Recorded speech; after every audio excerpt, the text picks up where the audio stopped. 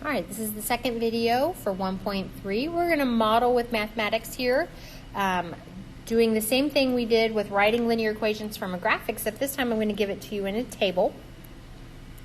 So, two prom venues charge a rental fee plus a fee per student.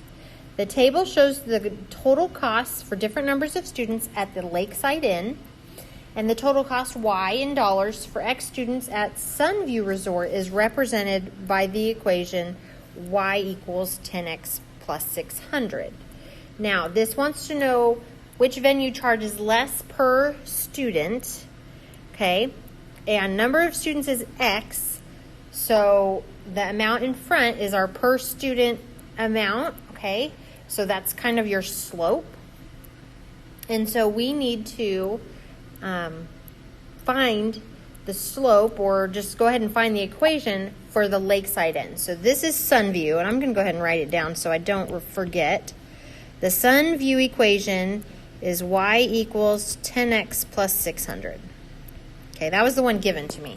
So I need to find the Lakeside Inn equation. All right. Now, if you look, all of these go up by a certain amount. So each time this is adding 25. Okay, this is adding 300. So I can quickly find my slope by taking that rate of change, the 300 over 25.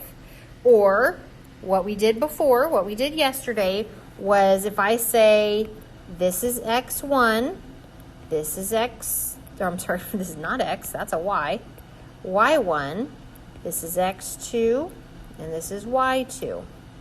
Okay, I can go ahead and plug those in. So I would have y2 minus y1 over x2 minus x1. And since this gives us all the points and we see that rate of change is constant, it's the left column, the x values are all adding 25 each time, and the y values are all adding 300 each time. This ends up simplifying to what I came up with there, okay? So you can kind of take a shortcut when you're given more information than the graph. Makes it a little easier. So graphs, sometimes because of the values that they're counting by, usually you do need to go ahead and use the full slope formula to find those. Okay, but if you can see your rate of change, it's always the rate of change of y over the change of x. All right, but if I were to write that 300 over 25, it actually equals 12. So my slope is 12. So I know for Lakeside, I can go ahead and say y equals 12x, but I don't know my y-intercept, okay? So I'm not quite done yet. I'm going to plug it into that equation. Y minus the y1 equals the slope times x minus the x1. And I'm going to solve for y. So y minus 1500 equals 12x minus 1200. So y is going to equal 12x plus 300. Okay, so see my rate of change there that worked out? Okay. All right, happens to be the same as the change of y there. But now I need to look at which one charges less per student. So Sunview charges 10 per student. Lakeside charges 12 per student. So less is obviously the smaller number.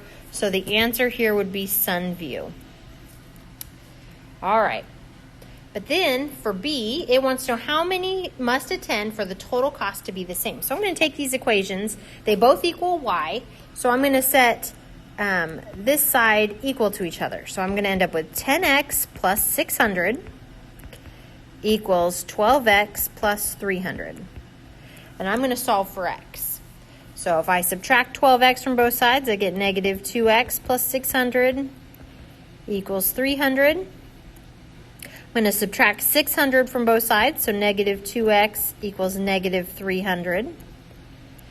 Divide by negative 2, so x is 150.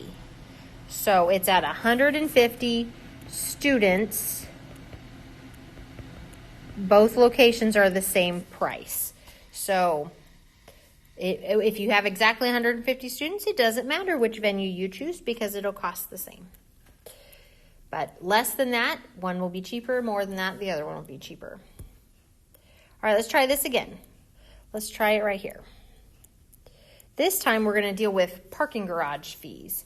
So the cost of a parking garage in Chicago is represented by this equation. All right, so for Chicago, the equation is going to be y equals 15x plus 20. Okay, so it's $15 an hour. That's what our slope means. And y is the total cost in dollars, x is the amount of hours. So the table shows the total cost to park in a garage in Denver. So let's go ahead and figure out our slope. And like I said, we have rate of change here. It's consistent each time. This one's adding 1 each time. Okay, this is adding 7. I'm sorry. It's adding 8 each time. And we can calculate our slope by the y value, the change of y over the change of x, so our slope is 8. So I know that Denver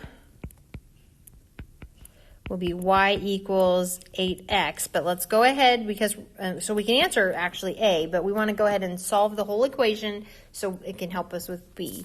So I'm going to just use this as x1, y1. So I have y minus 43 is going to equal my slope times x minus 2.